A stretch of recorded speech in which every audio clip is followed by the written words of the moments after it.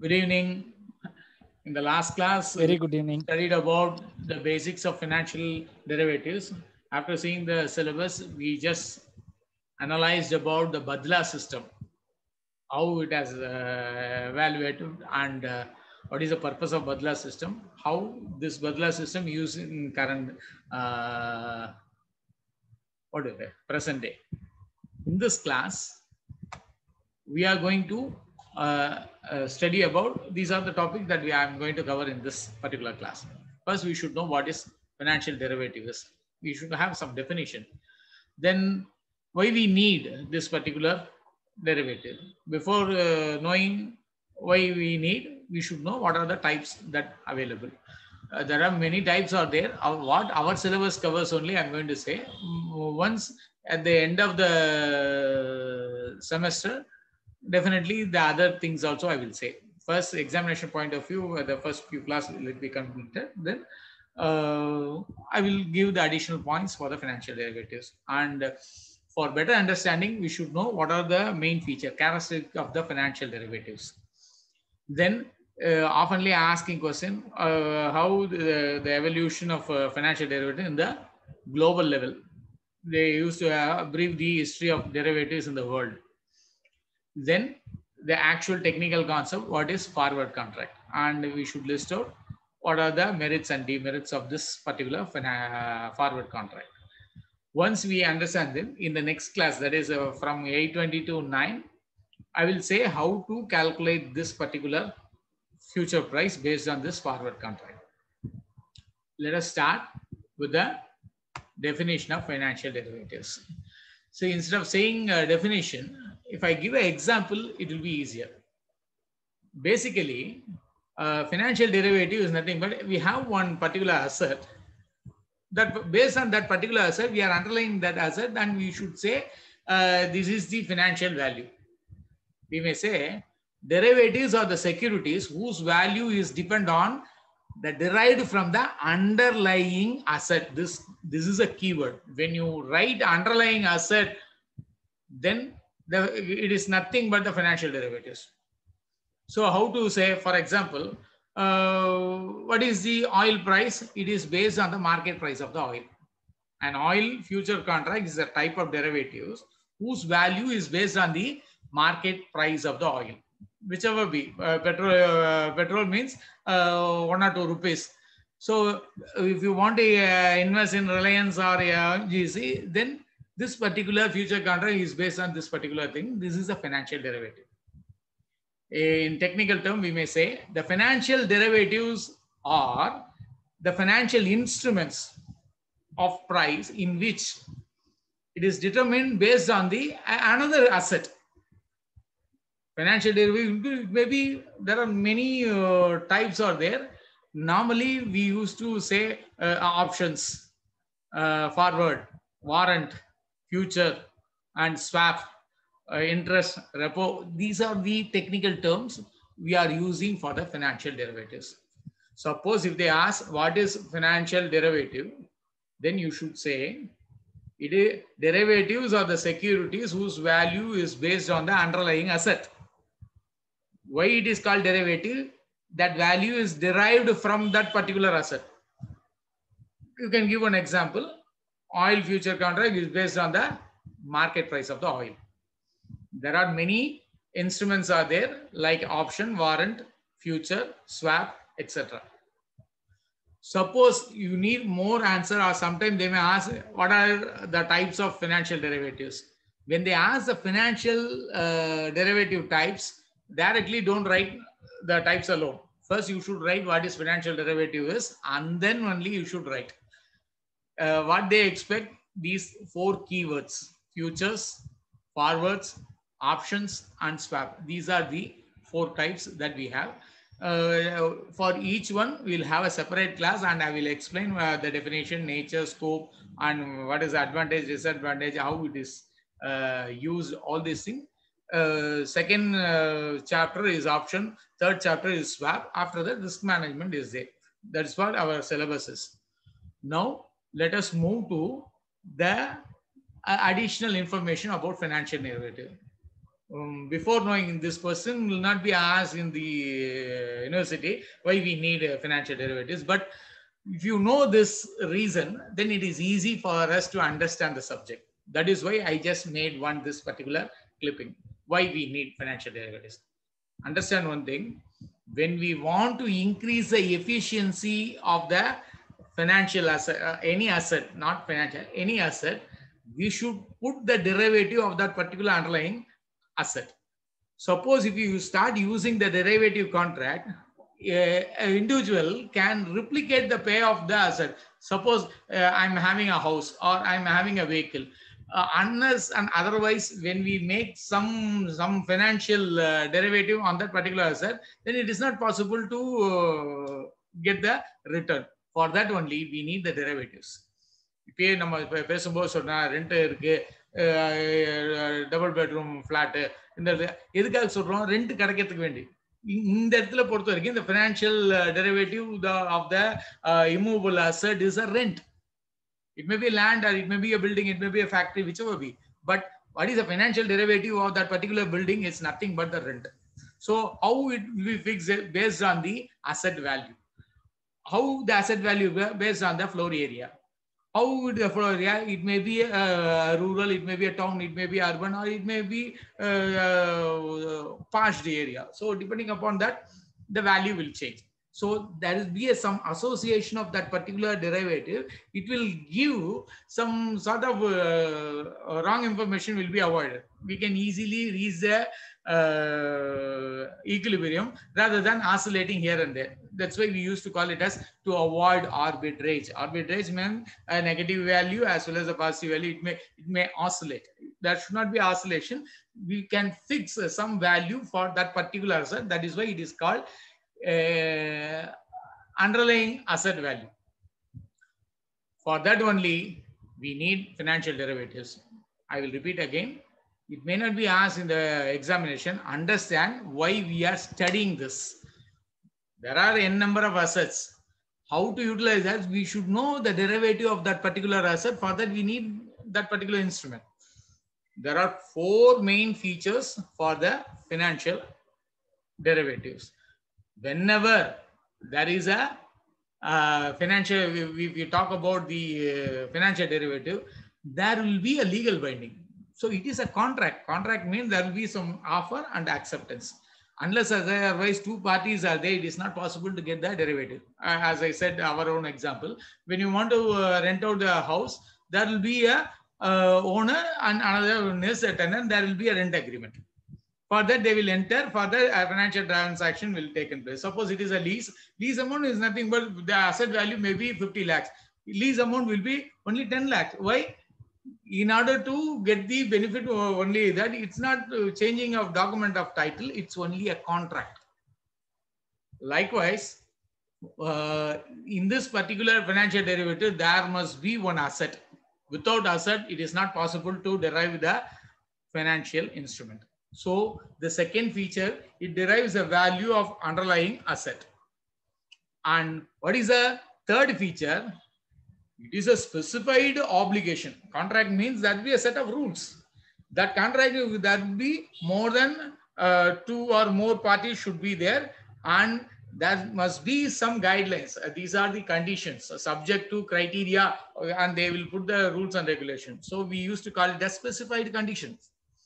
And finally, the most important one, these financial derivatives carried out will not be in a balance sheet. It is called off balance sheets. Suppose company is having financial derivative and it is transacting the shares and other things. This future forward option swap, all these things, it's only statements, but it never take place in the balance sheet. It's only a financial statement for the discussion. Final value and what is the asset value, that only displayed. The total liabilities, total assets only, it's a balance sheet. But this financial derivatives, it will be a financial statement for the decision making and forward planning, nothing more than that. If you see any balance sheet, you cannot see any financial derivatives. So it is a very important concept. You should know this. Unless and otherwise these 4 features is not there, then it is not at all a financial derivative. It is not the right definition. So what are they? First of all, it should have a legal binding. It is a contract and it derives from the underlying asset, and it has a specific time and specific condition. And finally, it will not be shown in the balance sheet. It is a off balance sheet. Financial derivative always carried with a off balance sheet.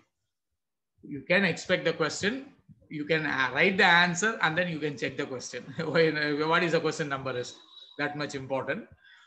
Now let us move to the next part. It's a section B question. Usually they are asking about what is the history of derivatives. People think that once the stock exchange, the SEBI, all these things is existing, because of that only the financial derivatives have taken place. Certainly not. Right from ancient period up to modern period, it is there.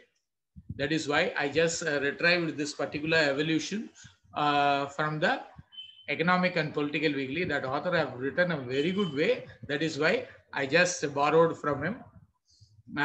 You can see the derivative may found their way into the media in a very recent time. People think that, however, it is not a financial, it is a derivative. They have been used in mankind for a very long time. Right from the inception of time, the human have not liked the idea of யாருக்குமே நாளை உள்ள பயத்தினால இன்னைக்கு சேர்த்து வைக்கிற habit இருக்கிற வரைக்கும் financial derivative நிறுத்தவே முடியாது. அதனால்தான் என்ன சொல்லிட்டாங்க, the need of offset of this uncertainty give rise to evolution of contract. மனுஷா மேல மனுஷா நம்பிக்கை வரத்துக்கும் நாளைக்கு நம்ம சேஃபா இருக்கணும்ன்ற காரணத்துக்காக தான் இந்த டெரிவேட்டிவ்ஸே கொண்டு வந்தாங்க. என்கிட்ட என்ன இருக்கு, இப்ப என்கிட்ட ஒரு பென்சில் இருக்கு, நான் யூஸ் பண்ணிட்டே இருக்கேன். இந்த இனிமே உனக்கு இந்த பென்சிலை கொடுத்துட்டேன்னா அடுத்த 5வது நிமிஷத்துல இருந்து வேற யாராவது அந்த பென்சில் தொண்ணூன்னா ஒன்னு அவர் கேட்பாரு, அது என்னோட பென்சில் எதுக்கு தர, நான் அவர்கிட்ட வாங்கிட்டேன்பாங்க. ஏன்னா ஒருத்தரோட அசட்டு ஒருத்தர்கிட்டே தான் இருக்கணும்னு அவசியம் இல்லை. It will change. பொருட்கள் ஒரே இடத்துல இருக்கிறது இல்லை. ஒரு document of title always change. இந்த ஒரு அடிப்படையில தான் ஊர்பட்ட மாற்றங்கள் வந்து இன்னைக்கு ஃபினான்ஷியல் டெரிவேட்டிவ்னு தனியா ஒரு சப்ஜெக்ட் போடுற அளவுக்கு நிறைய வளர்ந்துருக்கு. இனிஷியலா பார்த்தோன்னா வாக்கு சுத்தம்பாங்க அந்த காலத்துல. நான் ஒரு வாக்கு கொடுத்துட்டேன்னா அதை வந்து காப்பாற்றுவேன்னு. ஆனா மனுஷன் வந்து அதை மாறும்போது என்ன ஆயிடுச்சு, ஏதாவது ஒரு இடத்துல எழுதி வாங்கிக்கலாம்னு சொல்லிட்டு தேர்ட் பார்ட்டியை விட்னஸ் வச்சு அதெல்லாம் பண்ண ஆரம்பிச்சாங்க. அதுலதான் அந்த வெர்பல் அக்ரிமெண்ட்ல இருந்து ரிட்டர்ன் அக்ரிமெண்ட் வந்த அப்புறம் தான் இந்த ஃபினான்ஷியல் டெரிவேட்டிவ்ஸ்க்கு இம்பார்ட்டன்ஸ் ஜாஸ்தியாகினே போச்சு. அது ஒன்னொன்னா பார்க்கலாம். இப்போ ஏன்ஷியன் எக்ஸாம்பிள்னா பார்த்தீங்கன்னா அந்த காலத்துல அக்ரிகல்ச்சர் ப்ராடக்டை தான் நார்மலா டிரான்சாக்ட் பண்ணிப்பாங்க. அந்த அக்ரிகல்ச்சர் ப்ராடக்ட்டுக்கு உழவனுக்கு வந்து கிடைக்குதா கேட்டா, அந்த ஃபார்மருக்கு கிடைக்குமா கேட்டான்னா தெரியாது. ஆனா பணக்காரன் எல்லாம் அதை எடுத்துருவான், அதுக்கு பைசா கொடுப்பான். இந்த பைசா கொடுக்கறதுக்கு முன்னாடியே இவன் பைசா கொஞ்சம் கடன் வாங்கி வச்சிருப்பான். அந்த கடனை கழிச்சுன்னு மிச்சத்தை தான் கொடுப்பாங்க. இதுவே ஃபினான்ஷியல் டெரிவேட்டிவ். என்கிட்ட லேண்ட் இருக்கு, நான் கல்டிவேஷன் பண்றேன், அந்த கல்டிவேஷனுக்காக வரப்போது நான் நெல் வந்தோன்னா தரேன்னு சொல்லிட்டு அந்த லேண்ட்லார்டையோ ஜமீன்தாரையோ மஹல்வாரையோ whichever be the system, they will borrow some money initially, some part money. It may be a loan or it may be a borrowing, but still it is the initiation for the financial derivative, because he is having a land and he is cultivating. All these, based on these activities, he is borrowing money for buying the seed and fertilizer, and after completing the harvest, he will supply that particular product and that amount will be adjusted. Suppose if he fail to give, he will charge more interest for the money given. So இதிலேருந்து தான் நம்ம இது எங்கேருந்து ஆரம்பிச்சதுன்னு கேட்டு பார்த்தீங்கன்னா, right from the Greek சிவிலைசேஷன்லேருந்து வர அரிஸ்டாட்டிலோட follower தான் அதுக்கு ஃபர்ஸ்ட் இதுவே எயினதா ஹிஸ்டரி சொல்லுது. இந்த மாதிரி வரும்போது நீங்க ஹிஸ்டரி படிச்சிருந்தீங்கன்னா இதெல்லாம் நிறைய தெரிஞ்சிருக்கும். Olive farms around Athens before crop, அதாவது இந்த கிராப்பி நான் இவ்வளோ மூட்டை நெல் கொடுப்பேன், இவ்வளோ எண்ணெய் ப்ராடக்டை கொடுப்பேன்னு ஃபர்ஸ்டே அக்ரிமெண்ட் போட்டு சொல்லிடுவாங்க. ஜாஸ்தி கொடுத்தாங்கன்னா நான் போனஸ் வாங்கிப்பாங்க, கம்மியா கொடுத்தாங்கன்னா அதுக்கான மேனவர்ஸை கொடுக்கணும். This was the system in ancient period. Now it has been, இப்போ லாஸ்ட் இதுல அது என்ன பண்ணிட்டாங்க, ஒரு சிஸ்டம் கொண்டு வந்தாங்க யூஎஸ்ல. அதுக்கு பேர் சிகாகோ போர்ட் ஆஃப் ட்ரேட். இது எப்போ வந்தது? லாஸ்ட் செஞ்சுரியில. During the 19th century, America was an economic program. America was a center of innovation. எல்லா வாட்டியும் அவங்க தான் எதையா எடுத்துனோம். இப்பயே பாருங்க நம்ம செல்போன்லேயே 4G 5Gலாம் இருக்கும். ஆக்சுவலா அவங்கெல்லாம் வந்து 7G 8Gல இருக்காங்க. அங்கேருந்து வந்ததுதான் இங்க எவ்வளவு ஒரு டிவி ப்ரோக்ராம்னா கூட அவங்க பண்ண 2 வருஷத்துக்கு முன்னாடி என்ன ப்ரோக்ராம் பாருங்க, அதுதான் இப்போ பிரைவேட் சேனல்ஸ்ல இப்போ வந்துட்டு இருக்கு. So always they are the innovative people. So இந்த சிகாகோ போர்ட் ஆஃப் ட்ரேட் தான் ஃபர்ஸ்ட் ஆர்ஜினா சிஸ்டமேட்டிக் ஃபினான்ஷியல் டெரிவேட்டிவ்ஸ்க்கு பேஸ் எங்கேருந்து வந்துன்னு கேட்டா சிகாகோ போர்ட் ஆஃப் ட்ரேடுன்னு ஒண்ணு. அந்த சிகாகோ போர்ட் ஆஃப் ட்ரேட்ல இருந்தா ஒரு ரூலா கொண்டு வந்து ஒரு பையரு செல்லரு இவங்களுக்குள்ள ஒரு கான்ட்ராக்ட், இந்த கான்ட்ராக்டுக்கு ஒரு செட் ஆஃப் ரூல்ஸ், இதுக்கு என்னன்னு சொல்ற கான்ட்ராக்ட் ஆக்டை கொண்டு வந்தாங்க. இந்த கான்ட்ராக்ட் 1887 வந்துட்டு அப்புறம் தான் அருமையா ஒரு சிஸ்டம் இருக்கு. அந்த பர்டிகுலர் இதுக்கு நிறைய சப் கமிட்டிஸ் வந்தது. அதுல முக்கியமா சொல்ல வேண்டியது சிகாகோ மெர்கன்டைல் எக்ஸ்சேஞ்ச். எதுக்கு? ஒரு பிசினஸ் ஆரம்பிச்சா பர்சனல் யூஸ் வேற பிசினஸ் யூஸ் வேற பிரிச்சதெல்லாம் இந்த பர்டிகுலர் சிகாகோ மெர்கன்டைல் எக்ஸ்சேஞ்ச் அந்த இதுல இருந்து வந்ததுதான். இதை பண்ண அப்புறம் தான் கொஞ்சம் கொஞ்சமா டெவலப் ஆகி வேர்ல்டு வைடு கொஞ்சம் கொஞ்சமா எல்லாத்துக்குமே வந்துடுச்சு. இப்போ மாடர்ன் டைம்ஸ்ல எப்படி இருக்குன்னா each and every country is having their own system and they are having their own rules and regulation. But எங்கேருந்து ஆரம்பிச்சது? Chicago board trade, Chicago mercantile exchange, அதுல இருந்து ஆரம்பிச்சது தான். இப்போ ஒன்னொன்னுத்துக்கும் எதுக்கெல்லாம் கொண்டு வந்துட்டாங்கன்னு கேட்டா முதல்ல அக்ரிகல்ச்சர் லேண்ட் வந்து ரியல் எஸ்டேட் வந்தது, அப்படி கமாடிட்டி வந்தது. இப்போ பினான்சியல் அசட்டுக்கே வந்துடுச்சு. பணத்தை வச்சு பணத்தை பண்றது. முன்னாடிலாம் பொருள் வச்சு பணம் பண்ணுவாங்க, இப்போ பணத்தை வச்சே பணம் பண்றாங்க. ஸோ அதனாலதான் பினான்சியல் இன்ஸ்ட்ருமெண்டோட இம்பார்ட்டன்ஸ் ஜாஸ்தியானே போச்சு வேர்ல்டு லெவல்ல. இப்போ கடைசியா நம்ம இதா சொன்னோம்னா 2008ல ஒரு கொலாப்ஸ் வந்தது. I think how many of you are there? நீங்க அதுல நான் கூட அடி வாங்கினேன். அதுல அப்புறம் தான் கொஞ்சம் அது பக்கம்லாம் போகாம இருக்கேன். நல்லா போயிட்டே இருந்தது. ஒரு பிளாக் ஃப்ரைடே வந்து ஃப்ரீஸ் ஆயிடுச்சு. குளோபல் ஃபைனான்சியல் கிரைசிஸ் ஃப்ரீஸ் ஆயிடுச்சு. ஒண்ணு நினைச்சு பார்க்கறதுக்கு முன்னாடி லட்சங்கள் போயிடுச்சு. திருப்பி எடுக்க ஓபன் பண்ணவே இல்லை, அது பாட்டு பிளாக் அவுட் ஆகி வந்துடுச்சு. எனக்கே நல்ல லாஸ்னா பாத்துங்க. நான் அதுக்கப்புறம் தான் அது வரைக்கும் நல்ல ஒரு இதுலதான் இருந்தேன். இதுக்கு போலான்னா ஷார்ட் கூட போக ஓப்பனே ஆகல. அடுத்த 3ஆவது நிமிஷம் 4ஆவது நிமிஷமும் ஃப்ரீஸ் ஆயிடுச்சு. பயங்கரமா கீழ் விழுந்தது. அவ்வளவு பாயிண்ட்ஸ் கீழ் விழுந்தது. சென்செக்ஸ் எப்படி இது பண்றது தெரியல. என்ன ரீசன் சொன்னாங்கன்னா பொலிட்டிக்கல் ரீசன் சொல்றாங்களே ஒழிய, பட் இந்த ஸ்டாக் எக்ஸ்சேஞ்சை பொறுத்த வரைக்கும் எவன்கிட்ட பைசா இருக்கோ அவன் நல்லா சம்பாதிப்பான், எவன்கிட்ட பைசாவே இல்லையோ அவனும் ஓரளவுக்கு சம்பாதிச்சிருவான். இந்த பைசா இருக்கு இல்லைன்னு மிடில் இருப்பாங்க, அவங்க ஒரு 50,000 வச்சு விளையாடுவான் பாருங்க, அவன் எல்லாம் மாட்டிப்பான். 10 லட்சம் வரைக்கும் வச்சு விளையாடுறவன் மட்டும்தான் லாஸு. ஏன்னா இன்னும் இது மேலே ஏறும் கீழே ஏறும் அப்படின்னு சொல்லி சொல்லி அவன் எடுக்கிற டிசிஷன் சரியா எடுக்க முடியாது. ஸ்கிரீனை பார்த்தா ஸ்கிரீன் அப்படியே அது மைண்ட் அதுக்குள்ள போயிடும், யோசிக்கவே மாட்டாங்க. ஆனா இந்த இதை பொறுத்த வரைக்கும் you should have a strong mind in the sense calculation கரெக்டா இருக்கணும். இது தியரிட்டிக்கல் நாலேஜை விட பிராக்டிக்கல் நாலேஜ் இருக்கிறவன் தான் இதுல வின் பண்ணிடலாம். இதுதான் உண்மை.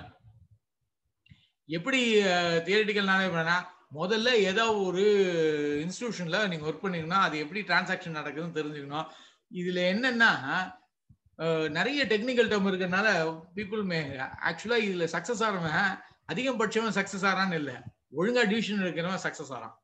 இப்போ லாஸ்ட் வீக் கூட சார் சொல்லியிருந்தாரு, அவர் பப்ளிக் ஷேரை ஒரு 76 ரூபாய்க்கு வாங்கியிருக்காரு. எப்போ? போன வியாழக்கிழமை. செவ்வாய்க்கிழமை அன்னைக்கு பார்த்தோன்னா 145 ரூபாய் ஆயிடுச்சு. அப்படியே டபுள். அதாவது வித்தின் 4 or 5 days ஒரு 40,000 வாங்கினான்னா 80,000 ரூபாய். அந்த 4 நாள்ல 40,000 ரூபாய் சம்பாதிச்சு இன்க்ரீஸ் வந்துடுச்சு. பட் இது எல்லா வாட்டி நடக்குமா கேட்டா தெரியாது. எப்படி இந்த வாட்டி நடந்தா இந்த இடத்துல இப்போ இன்க்ரீஸ் ஆக போகுதுன்னு ஒரு கால்குலேஷன். அதுக்கு டே டு டே அஃபேர் என்ன, அடுத்த வாரம் என்ன பட்ஜெட் வருதா, இந்த இடத்துல ஃபாரின் பாலிசி மாறுதா, இல்ல மற்ற இதுல என்ன நடக்குதுன்ற டச் இருந்துட்டே இருக்கணும். ரெண்டாவது ஆர்பிஐயோட கைட்லைன்ஸும் செபியோட கைட்லைன்ஸும் தரவா தெரிஞ்சுட்டா கண்டிப்பா ஃபியூச்சர் பிரைஸ கால்குலேஷனை நாம பண்ணலாம். அதுக்குன்னு பர்ஃபெக்டா சயின்டிபிக் மெத்தட் இருக்கு, ஆனா அது யாரும் ஃபாலோ பண்றது இல்லை. அதான் உண்மை. நம்ம இப்போ எவல்யூஷன் முடிச்சுட்டு இப்போ திருப்பியும் எக்ஸாமினேஷன் பாயிண்ட் ஆஃப் வியூல இந்த கொஸ்டின் அடிக்கடி கேட்கறாங்க. முதல்ல ஃபார்வர்ட் கான்ட்ராக்ட்னா என்னன்னு ஒரு டெஃபினேஷன் செக்ஷன் ஏல கேட்கறதுக்கு வாய்ப்பு இருக்கு. ஆனா அதுல கேட்காம என்ன பண்ணுவாங்க, நேர செக்ஷன் பில அதோட மெரிட் டிமெரிட்ஸ்னு கேட்டுறாங்க. ஸோ இந்த மெரிட் டிமெரிட்ஸை தெரிஞ்சுட்டான்னா ஃபியூச்சர் ப்ரைஸை பத்தி டிஸ்கஸ் பண்றதுக்கு ஈஸியா இருக்கும். அதனால தான் இந்த கொஸ்டினை அடிக்கடி கேட்கறாங்க. முதல்ல தெரிஞ்சுங்க, forward contract is a non-standardized contract between two parties to buy or sell an asset at a specified time at an agreed price. Normal contract இது, அவ்வளவுதான். என்ன ஒன்னே ஒண்ணு, இந்த டைம்ல பண்ண போறேன், இந்த பிரைஸ்ல பண்ண போறேன்னு நீங்க ஒரு அக்ரிமெண்ட்டுக்கு வரீங்க. அக்ரிமெண்ட்னு சொல்லக்கூடாது, இது கான்ட்ராக்ட். ஏன்னா அக்ரிமெண்ட் என்ஃபோர்ஸ் பை லா அப்படி இருந்தாதான் கான்ட்ராக்ட். சப்போஸ் இல்லீகலா இருந்துட்டானா அது ஃபார்வர்ட் கான்ட்ராக்டுக்கு வராது. நல்லா புரிஞ்சுங்க. there are two terms, one is called agreement, another one is called contract. கான்ட்ராக்ட்ன்றது லீகல் பைண்டிங் இருக்கு, அக்ரிமெண்ட்ன்றது லீகல் பைண்டிங் ஃபுல்லா வருமா இல்ல, சப்போ மைனர் கான்ட்ராக்ட் ஆயிடலாம், வாய்டு கான்ட்ராக்ட் ஆயிடலாம். ஸோ கான்ட்ராக்ட்ன்றது எப்படி, an agreement enforced by law, section 2H of Indian Contract Act 1887 என்ன சொல்லுது, an agreement enforced by law, then it is contract. So ஒரு ஃபார்வர்ட் கான்ட்ராக்ட்னா ஒரு ஃபியூச்சர் பீரியட்ல ஒரு பர்டிகுலர் பிரைஸ்ல ஒரு அசெட்டை வச்சு ரெண்டு பேருக்கு நடுவில் நடக்கிற ஒரு கான்ட்ராக்ட். இந்த கான்ட்ராக்ட்ல என்னெல்லாம் அட்வான்டேஜ் இருக்கு, என்னெல்லாம் டிஸ்அட்வான்டேஜ் நீங்க கொஞ்சம் அனலைஸ் பண்ணி பாத்தீங்கன்னா, முதல்ல நம்மளுக்கு எம்மையா இருக்குது, இதுதான் இவ்வளவு பிரைஸ் தான் நம்ம கொடுக்கணும்ன்றதுல தெளிவு வந்துடும். அது நம்மளால முடியும்னா எஸ் சொல்லலாம், முடியாதுன்னா நோ சொல்லலாம். ஸோ அதுக்கான வாய்ப்பை வந்து இது கொடுக்குது. ஏன்னா இது ஃபியூச்சர் பீரியட்ல இவ்வளவு பிரைஸ் இந்த அசெட்டுக்கு சொன்னா உனக்கு வேணா எஸ் சொல்லு, இல்ல நோ சொல்லு. ஸோ இந்த கேஷ் சைஸை நம்மளால அனலைஸ் பண்ண முடியுது. இது ஒரு பெரிய அட்வான்டேஜ் ஃபினான்ஷியல் டெரிவேட்டிவ்ஸ்ல. ரெண்டாவது, நாம தான் லிஸ்ட் ஆஃப் கண்டிஷன்ஸை போட்டுக்கிறோம். So it's a tailor made. என்னால இவ்வளவு பணம் தான் புரட்ட முடியும், என்னால இவ்வளோ வேல்யூவான அசெட் தான் கொடுக்க முடியும்ன்றதை நீங்க முன்னாடியே ப்ரிப்பேர் பண்ணிக்கலாம். அதனால this particular contract will help you about the terms and condition of the amount. It's a tailor made. மூணாவது, it offers a complete judge. அந்த ஒரு பர்டிகுலர்ல நிறைய பைசா இல்லைனாலும் இருக்கிற பைசா வச்சு உங்களுக்கு ரிஸ்க் எடுக்கிறதுக்கான வாய்ப்பும் அந்த அசெட் மேக்ஸிமம் யூட்டிலைசேஷனும் எஃபிஷியன்சியும் அதில் கொண்டு வரலாம். நாலாவது, இந்த forward or over the counter product, ஒரு பர்டிகுலர் ப்ராடக்ட் என்ன டிரான்சாக்ஷன் நடக்குதுன்றதுல எந்த மாத்து கருத்தும் வராது. ஏன்னா இது ரெண்டு சப்போஸ் கொடுக்கலன்னா வயலேஷன்ன்றது ஆட்டோமேட்டிக்கா போகும், லீகலா நம்ம ஸ்ட்ராங்கா இருக்கலாம், அதுக்கான காம்பன்சேஷன் எடுத்துட முடியும். அதனால இது ஒரு அட்வான்டேஜ். லாஸ்ட், அவன் இஷ்டத்துக்கு பிரைஸ் சொல்ல முடியாது, கைட்லைன்ஸ் இருக்கு. கான்ட்ராக்ட் ஒருவேளை ஓவர் பிரைஸ்னா இது ஓவர் பிரைஸ்ன்னு சொல்ல முடியும், வேணான்னு சொல்லலாம். கம்மியா இருந்ததுன்னா இதான் சாக்கு சொல்லிட்டு வாங்கிடலாம். இதுக்கெல்லாம் ப்ரொவிஷன் இருக்கு அதுல. அதோட முக்கியமான என்னன்னா, இது ரொம்ப சிம்பிளிஃபை பண்ணிட்டாங்க. It is easy to understand. அதை பார்த்தா தான் பயமா இருக்க முடியும். ஒன்ஸ் அது பேசிக்கை தெரிஞ்சுட்டானா it is easy to implement. இதெல்லாம் அட்வான்டேஜ் சைட்ல இருந்தாலும் there are few disadvantages, shortcomings is there. First of all, we are dealing with the capital. It between two, a buyer and a seller contract is there. பையர்லயோ செல்லரோ எவனோ ஒருத்தன் கொஞ்சம் சரியா இல்லைன்னா, அவன் ஸ்மார்ட்டா இருந்தானா இல்ல இன்னொருத்தன் இல்லிட்ரேட்டா இருந்தானா ஈஸியா ஏமாத்திடலாம். உங்க அறிவை வச்சுதான் இது. அதனால இன்டர்மீடியட் இல்லாதனால இதுல கொஞ்சம் ரிஸ்க் இருக்கு. சரி, ரெண்டாவது, இந்த ரிஸ்க் எவ்வளவு லெவல் ரிஸ்க் நான் சொல்லவே முடியாது. அசெட் வேல்யூ நாம எப்படி சொல்ல முடியும்? ஒரு இது வந்து இந்த பேண்டமிக் பீரியட்ல பாத்தீங்கன்னா நாமளா விற்க வேண்டிய அமௌண்ட்ல இருந்து 5 to 6 டைம் ஆக்சிஜன் வந்து 250 ரூபா இருந்தது, 30,000 ரூபாய்க்கு வித்தாங்க. 250 rupees கிடைக்க வேண்டிய ஆக்சிஜன் 30,000 rupees வித்தாங்க. கவர்மெண்ட்ல எல்லாம் ஃப்ரீயா இருந்தது ஆக்சிஜன். ஆனா இன்னைக்கு ஏன்? இது பினான்சியல், அது ஒரு அசெட் மாதிரி ஆக்கிட்டாங்க. ஒன்ஸ் கான்ட்ராக்ட் என்டர் பண்ணிட்டாங்கன்னா பேக் அவுட்லாம் பண்ண முடியாது. லீகலா பிரச்சனை வந்துடும் பேக் அவுட் பண்ணினான்னா. டிசைட் பண்றதுக்கு முன்னாடி எவ்வளவு வேணா விளையாடலாம். டிசைட் பண்ணிட்டு என்டர் பண்ணிட்டு கையெழுத்து போட்டோம்னா பேக் அவுட் பண்ண முடியாது. அதுக்கான காம்பன்சேஷன் கொடுத்து தான் வெளில வர முடியும். அதை விட முக்கியமானது சரியான ஆளை சூஸ் பண்ணது, சரியான அசெட்டை சூஸ் பண்றது. அவன் வந்து ஒரு கான்ஃபிகரேஷன் இதுன்னு சொல்லிடுவான். ஒரு சிஸ்டமே வச்சுங்களேன், ஒரு பர்டிகுலர் சாஃப்ட்வேரை விற்கிறான்னா இல்லை அதுக்கு வந்து கான்ட்ராக்ட் இருக்கு, ஃபியூச்சர் டெரிவேட்டிவ்ஸ் இவ்வளோ நாள் யூஸ் பண்ணிக்கிறேன் அப்படின்னு சொல்லி வேண்டாம். உங்களுக்கு அதை பணம் தரல சொல்லிட்டோம்னா ரிஸ்க் ஆயிடும். ஸோ அதனால தான் இந்த பர்டிகுலர் ஃபினான்ஷியல் டெரிவேட்டிவ் பற்றி நம்ம நல்லா தெரிஞ்சுக்கணும். அதுக்கு தான் இந்த பர்டிகுலர் கொஸ்டினை கொஞ்சம் நல்லா படிச்சுங்க. கண்டிப்பாக கொஸ்டின் வரதுக்கான வாய்ப்பு இருக்கு. இதோட இந்த ஃபர்ஸ்ட் செஷனை முடிகிறேன். இந்த 2வது செஷன் ஒன்று இருக்கு. அதில் தான் அந்த செஷன் மட்டும் கொஞ்சம் நல்லா அட்டன் பண்ணுங்க. How to calculate future price formula வச்சுட்டு அந்த நெஃப்டிலேருந்து ஏதோ ஒரு இதை கொடுத்து I will explain. Already it is 8:10. ஒரு 20 மினிட்ஸ் பிரேக்கு. 8:30லேருந்து 9 o'clock நம்ம செகண்ட் செஷன் வச்சுக்கலாம். உங்களுக்கு இப்போ இதில் ஏதாவது டவுட் இருந்தானா கேட்கலாம். நீங்கள் டவுட்ஸ் ஒன்றும் இல்லை சார்.